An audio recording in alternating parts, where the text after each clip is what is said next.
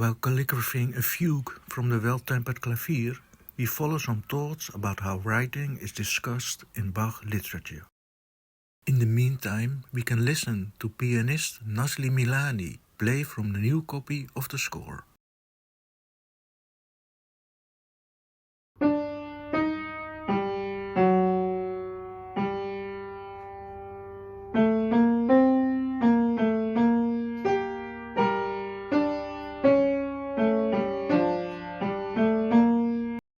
Johann Sebastian Bach was a visionary man, and actually the very first to own an Apple notebook.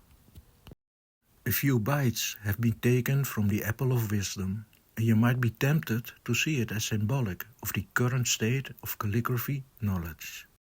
The fruit adorns the cover of an instrumental choral fantasy.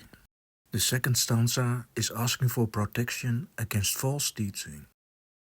A useful question on our path could therefore be, what do I see? On Monday, June 19, 1724, Bach wrote the opening music of a cantata.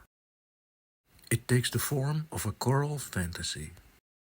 The melody was by Hans Leo Hassler and is now best known as the Passion song, O Sacred Head, Now Wounded. Bach made the head personal by decorating it with a hair. The new lyrics asks, "Do not punish me, temper your anger, forgive me my sins and be merciful." In the following recitative, the tenor sings, "My face is completely swollen with tears, which roll down my cheeks in a rapid stream." His aria is full of splattered water, chants illustrating content, asking for comfort. After writing the autograph, Bach handed his score to his most reliable copyist to calligraphy the parts. This was not an easy job for Johann Andreas Kuhnau. On-the-spot revisions can be difficult to decipher, but Bach could blindly trust his super copyist. Kuhnau's parts of this cantata were frequently copied in the 19th century. All these copies, including Kuhnau's calligraphy, are lost, except for one folio, the cover Kuhnau wrote. Conductor John Eliot Gardener portrays Bach at his work table in the 7th chapter of his biography. He makes a sharp observation about the 19th and 20th century editions of the Bach Institute, which fail to carefully document Bach's revisions. Gardener's description of the craft of calligraphy is sympathetic, but rudimentary. A nice detail is that he assumes that Bach had a box of sand on his writing table to absorb ink stains. Dramatic highlight or low point in the chapter, depending on your point of view, is his description of Bach supervising Kuhnau's calligraphy of the cover. "Do not punish me and be merciful" was not a commandment for Bach, according to Gardener, when he saw that Kuhnau incorrectly wrote his name with 2 C's. Bachman would have given his super copyist a good whack, and Kuhnau's quill followed the path of the strike. What to think of this horrible scene? To put it into perspective, it can be insightful to realize that little is known about Bach. There is a tendency to unconsciously fill the void with your own personality. Learned Christoph Wolff sculpts Bach as a scholar, surrounded by books and in permanent verbal philosophical discourse with peers. According to keyboardist Peter Williams, Bach was primarily a keyboardist. Gardener portrays Bach as an easily enraged conductor, discomforting musicians. Gardener has given up his baton because he recently smacked a singer for walking off the wrong side of the stage. Those books are packed with insights, and we can have mercy on the writers and their human blind spot in projecting themselves. Although it is somewhat annoying that they do not all see that Bach was first and foremost an excellent calligrapher. How can the multiple fantasies be separated from reality? What do we see? Bach and Kuhnau worked long hours, and their scores share some characteristics. Bach regularly ate at his work table. Kuhnau did that too, and it could get quite messy at times. Yet there is some order to the greasy and inky Rorschach butterflies. Kuhnau's ink blots do not run, but remain in the upper margin. The figures in this continual part are by Bach, who used to do this himself after Kuhnau submitted his copy to him. In contrast to Kuhnau's work table, liquid did run on Bach's work surface. When gravity is finally given free rein, we see liquid sinking down on the left. This is the only folio where I suspect sand was used. Without imagination, there is only loose sand. But this is neither a pen stroke nor a Rorschach test. Bachman prepared to figure the continual part. He knocked over his inkwell, and the fall energy drew a line, after which gravity took over, and it went its own path.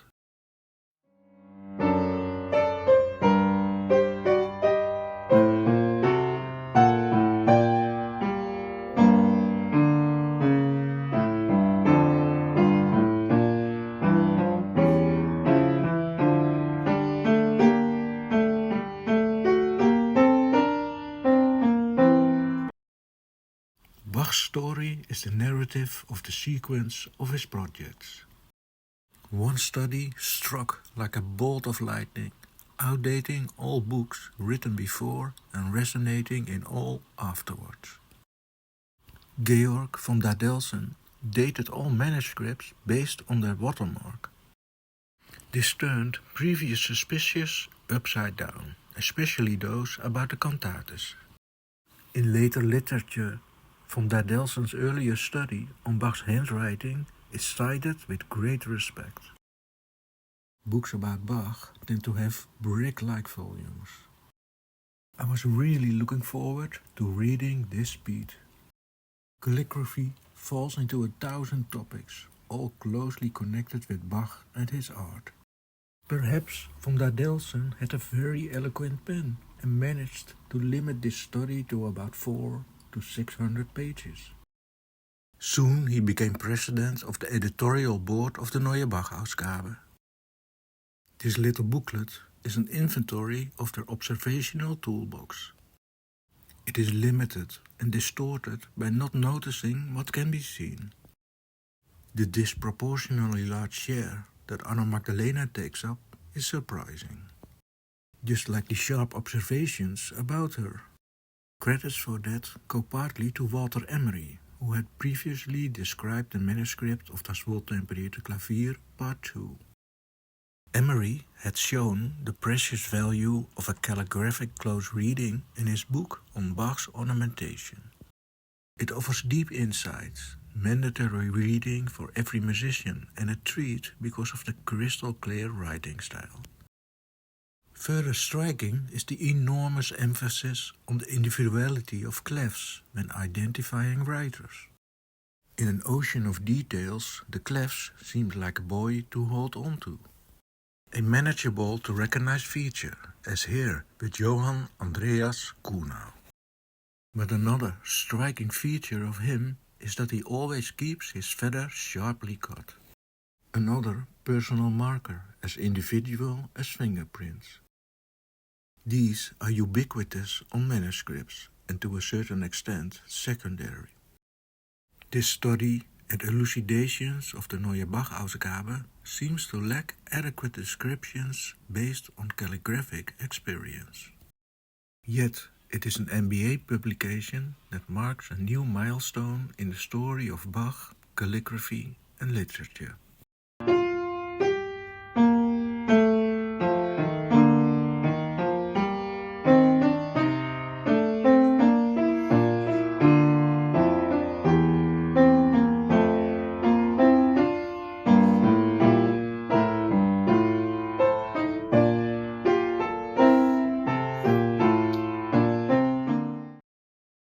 Not Brook, but Sea should he be called, according to Ludwig van Beethoven. Bach had slightly limited eyesight. In the painting you can see vertical wrinkles coming from the bridge of the nose, as well as the squinted eyes. This squeezing has been termed by various experts as due to myopia. It is not a disease, but a refractive error in the optical system of the eye. He could clearly see nearby objects. Bach's writing is methodically uneven. If we look for a constant in his signature, it is the variation that stands out. Abbreviations used, angle of italics, shape of letters, embellishments, they change. Minuscule C's could pop up freely to mark and ornament a capital. Gounod also regularly provided Bach's name with a baroquely benevolent abundance of C's. A creative artist gravitates to new paths. An art historian can cling to constants like a boy at sea. Rembrandt always focuses on the eyes. But in this painting, dramatic highlight is on the ornamentation of the helmet. The attribution is therefore now to Rembrandt's circle, even despite the genius strokes. In 1989, Yoshitake edited an MBA edition with 150 examples of Bach's writing. The great merit of this book is its visual instead of verbal chronological presentation of Bach's work. Navigating through half a century of calligraphy through an ever-changing sea without ending up on a sandbank is a capricious journey. Categorizing writing styles is precarious because in Bach, as in his music, they are intertwined. Scientific objectivity does not make aesthetic judgments. With so much prettiness, we can be merciful when Kobayashi forgets his principles and describing beauty as the quintessence of Bach's calligraphy. A little less pleasing are the many things not seen and spoken, random detailed observations and simplified conceptual apparatus. The reduced images are in black and white and have a low resolution. Descriptions are at irregular page spacing, separated from its subject, illustrative of the lack of any layout awareness. Poorly described calligraphy technique besides, I would like to mention one missed folio in particular. The cover for 18 choral arrangements was calligraphed by Bach in 1740. The calligraphy method on the back is unique. It is March 1750 and Bach is blind. He dictates his swan song to his son-in-law. Johann Christoph Alt-Nicol calligraphs aus dem Stekerijf, from the stirrup, meaning he immediately started to work upon arrival. How can we imagine that? How to fill the void in Bach's composing studio? Bach must have asked Alt-Nicol to get his Apple notebook from his library. It was easy to find your way around the little biggest treasure trove ever.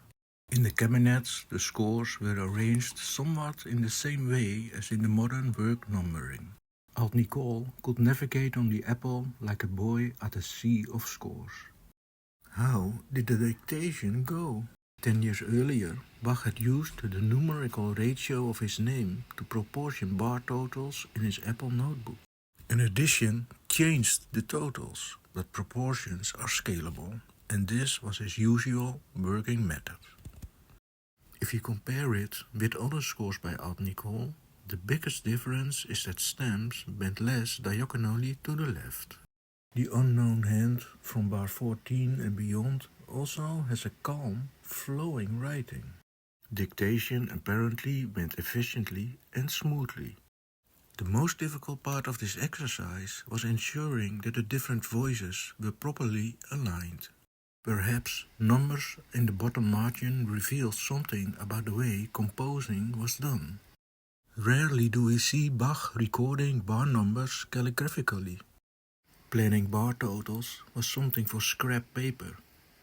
Notes about proportionality, such as here on the cover of the Luke Passion, had a low chance of survival. He calligraphed numbers at top speed. such as the added figuration to Kuhnau's copy for the cantata Ein ungefärbt Gemüte, an unpainted mind, meaning a clear conscience. Brilliant calligrapher Bernhard Christian Kaiser made a numerical harmonic analysis of a prelude from Das Wohltemperierte Klavier. It gives an idea of the numerical control with which music was perceived. In Bach's last composition, the text asks for mercy for mistakes. From the numbers, we could deduce that he intended to expand his original Weimar composition from 45 to 53 bars. Maybe those speculations belong to a realm of fantasy. But not discussing the dictation is a major omission.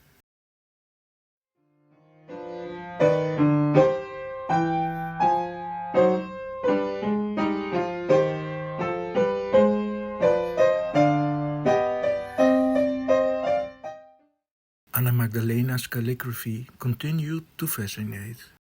A fictional diary from 1925 was made into a film in 1968. A thesis from 2007 posits that Anna Magdalena is the composer of the cello suites. This also found its way into film. Calligraphic analysis pretends to be the substantiation. The quality of observation and reasoning is of such abysmal quality that it is difficult to be merciful, besides out of pathological consideration. An excellent update of Walter Emery's article was published by Vaio Tomita in 2007. His contribution to this study volume in 2016 is the best we have concerning Bach and calligraphy. Similar in number of pages to Dadelsen, but systematic and rich in observations. Knowledge gap between science and craft remains huge. To find out how the quill was held, infrared reflectography might be the answer. A calligrapher might say that is something you can see immediately. There is a reflex to experiment with technology to qualify data. Staff lines are automatically removed. Color is returned to black and white clarity. I can't think of a useful application for this, but otherwise this reduction seems to me to mainly ignore valuable information. Some papers are real gems, like this one by David Schulenberg about beams. The always individual connections are a way of expression and at odds with strict consistency. Seemingly objective absolutes masks subjective choices and discard crucial information. In 1989, major publishers switched overnight from hammered engravings to the digital sheet music editing program Score. The transition was perfectly smooth. Engravers could apply their expertise flawlessly and precisely in apparently user-unfriendly MS-DOS commands. Layout was hard-coded, and designer Leland Smith opted for the golden ratio for proportionalities. This was extremely elegant and caused a new metamorphosis in the appearance of Bach scores. A new milestone is the Bach Digital website. Editorial choices suddenly come into full light through the availability of the source files. You can navigate to Calligrapher and find a black and white exemplary sample of the handwriting. A few clicks further you will find the unedited scan. Pretty instead of ugly. Objective instead of subjective. More informative when it comes to calligraphy. Suddenly Anna Magdalena becomes a human being. Alive, not in fantasy or fiction, but in reality, in the here and now, closely connected with history. Ariadne's thread in the history of Bach, calligraphy and literature is the chronology of his works. The site should allow for a simple chronological course to navigate the sea of scores. Patterns become visible by seeing them one after the other. Architecture must facilitate this. Modern work number or occasion should come second place. The accessibility of digital files on IMSLP and MuseScore serve Bach's study. Individual websites, such as that of cellist Georg Mertens, sometimes offer exceptionally excellent research. Where you least expect it, calligraphic knowledge appears to still be in its infancy. This score is by Johann Andreas Kuhnau. Bach did not use a double rostrum, and the quill was stripped of its barbs. Seeing is the key. Clueless disorientation at sea would benefit from practical experience with calligraphy.